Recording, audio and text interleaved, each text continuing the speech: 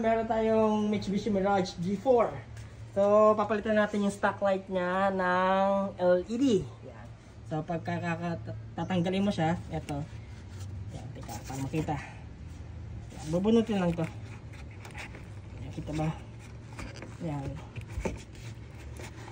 Pagka medyo maalikabok na, i-wiggle-wiggle mo lang para matanggal yung mga contaminants doon. Tapos, tanggalin mo tong rubber boot.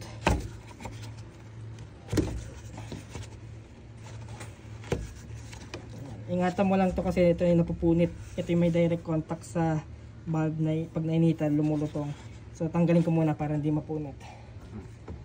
Sige po, nabunot natin yung rubber boot. Ingatan nyo lang to kasi madalas tong napupunit pagka dito mo hinawakan. So ito yung valve. Nakaipit yan ng retainer clip. So kakalabitin mo lang naman yung clip niya para lumabas.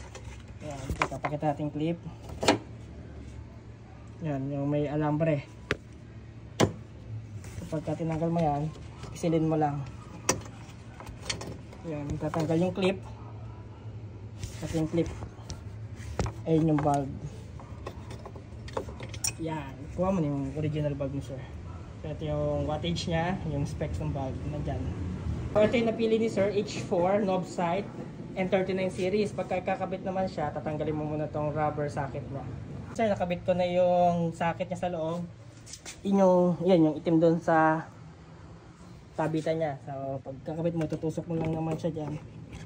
Tapos sa harap, yan, silipin mo lang. Kita mo naman yan from here, yung pinaka collar niya. Tapos dapat nakatayo 90 degrees para maganda yung light output. Yan, ito due for cleaning na rin. Hopefully si cut or custom tuning na yung maglinis ng lenses, sir. Kasi hindi ko na kayang i-accommodate dito sa store. So ito, plug and play. Connect lang natin ito, tapos lagyan natin electrical tape.